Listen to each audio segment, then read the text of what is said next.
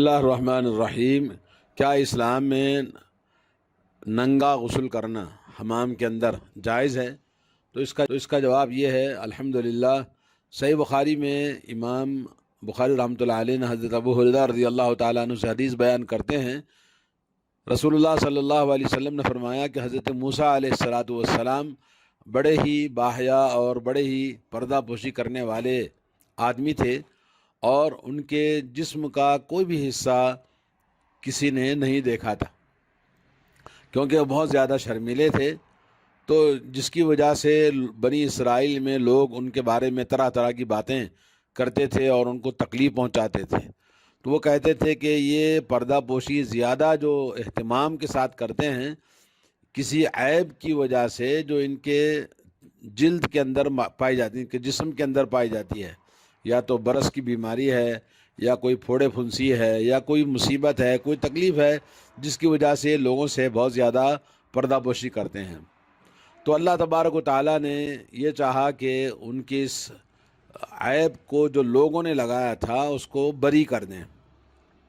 جو ان کے بارے میں حضرت موسیٰ کے بارے میں جو لوگ کہتے تھے اس کو بری کرنے کے لیے ایک دن حضرت موسیٰ علیہ السلام اپنے کپڑے نکال کر پتھر پر رکھا اور غسل فرما رہے تھے۔ جب آپ غسل سے فارغ ہوئے تو کپڑے لینے کے لیے آئے پتھر کے پاس، تو پتھر بھاگنے لگا، آپ کے کپڑوں کو لے کر پتھر بھاگنے لگا۔ تو حضرت موسیٰ علیہ السلام پتھر کے پیچھے بھاگنے لگے، اور اپنی لاٹھی، جیسا کہ حضرت موسیٰ ہمیشہ اپنے ساتھ میں لاٹھی رکھتے تھے، تو لاٹھی لے کر پتھر کے پیچھے بھاگنے لگے، تو پتھر بھی بھاگنے لگا، یہاں تک کہ آپ اپنے کپڑوں کو لیا اور پتھر کو آپ نے غصے سے مارا۔ اور بنی اسرائیل نے دیکھا کہ حضرت موسیٰ علیہ السلام صاف ستھری جلد والے، اور ان کے اندر کوئی عیب نہیں تھا، جو اللہ تبارک و تعالیٰ نے جیسے سب سے اچھا بدن بنایا ہے ویسے ان کا بدن تھا، اس میں کوئی عیب نہیں تھا۔ اور جب حضرت موسیٰ علیہ السلام نے پتھر کو غصے سے مارا تو پتھر 3 4 یا 5 ٹکڑے بن گیا۔ اور یہ اللہ رب العالمین کا قول جو سورہ احزاب کے اندر اللہ تعالیٰ نے فرمایا، یا ایھا الذین آمنوا لا تکونوا کالذین آذوا موسیٰ فبرأہ اللہ مما قالوا وکان عند اللہ وجیہا۔ اے ایمان والو، ان لوگوں کی طرح نہ ہو جانا جنہوں نے حضرت موسیٰ علیہ السلام کو تکلیف پہنچائی، اللہ نے آپ کو بری قرار دیا، اور آپ کو یعنی لوگوں کے درمیان جو عیب لگا رہے تھے ان کو عیب سے پاک کر دیا۔ اور اللہ رب العالمین کے نزدیک بڑے ہی وجیح یعنی باعزت اور بڑی بزرگی اور بڑے عزت دار آدمی تھے۔ یعنی یہ حدیث صحیح بخاری کے اندر 3404 حدیث نمبر ہے۔ اس حدیث سے علماء کرام نے دلیل لیا ہے کہ آدمی ننگا غسل کر سکتا ہے جب کہ اس کی ضرورت ہو، جیسا کہ 4 دیواری کے اندر کوئی آدمی غسل کرے جہاں اس کی کسی کی نظر اس پر نہ پڑے۔ اکثر علماء نے اس کو جائز قرار دیا ہے، جیسا کہ حافظ ابن حجر وغیرہ نے، اور امام بخاری رحمۃ اللہ علیہ نے ایک باب باندھا ہے، باب من اغتسل عریانا وحدہ فی الخلوۃ ومن تستر فالستر افضل۔ یعنی کیا باب ہے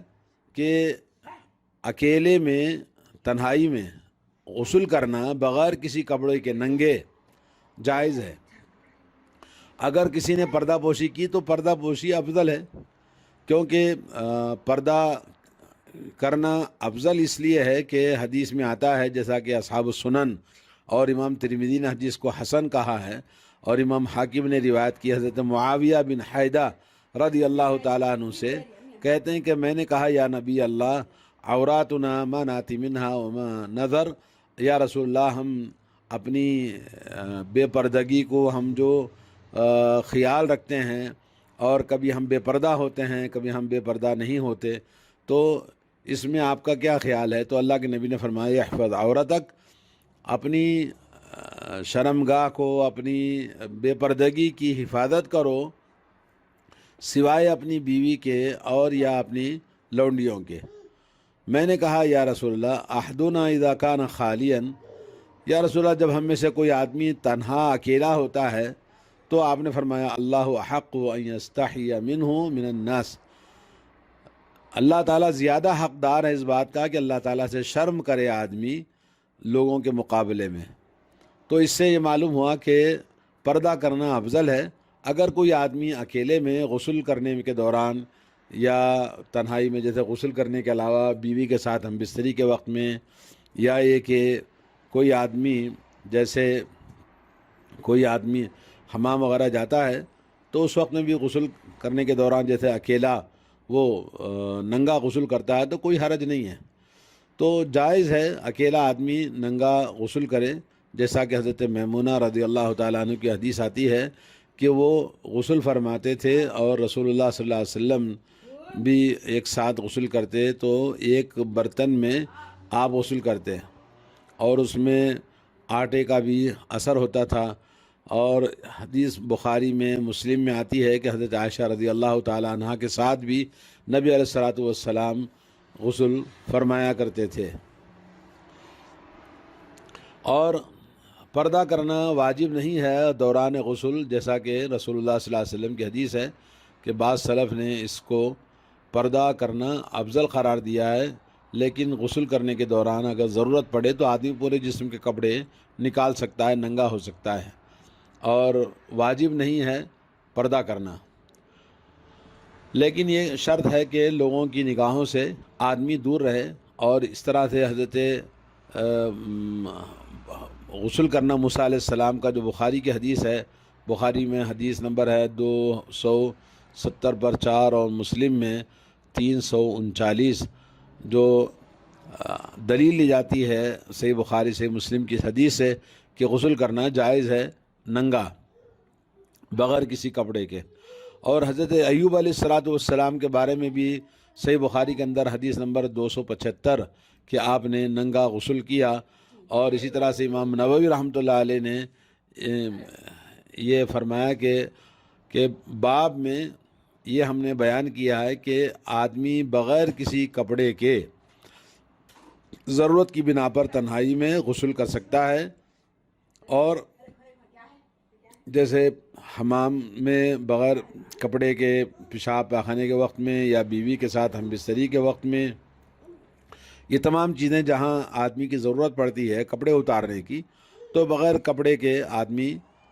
رہ سکتا ہے ان حالتوں میں جہاں اس کی ضرورت پڑے۔ علماء اکرام نے کہا کہ اگر پردہ کیا جائے ایک کسی ازار سے غسل کے دوران تنہائی میں کیوں نہ ہو تو زیادہ بہتر ہے، اور بالکل ننگا ہونے کے مقابلے میں،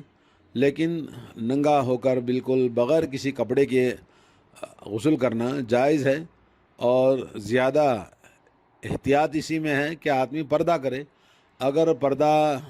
نہ کرنے کی اگر حاجت ہو تو آدمی بالکل بغیر کسی کپڑے کے غسل کر سکتا ہے، چاہے وہ کہیں بھی ہو، لیکن لوگوں کی نگاہوں سے اس کو اوجھل ہونا چاہیے، نگاہوں سے دور ہونا چاہیے۔ اللہ تعالی ہم سب کو دین کی صحیح سمجھ عطا فرمائے۔ السلام علیکم ورحمۃ اللہ وبرکاتہ۔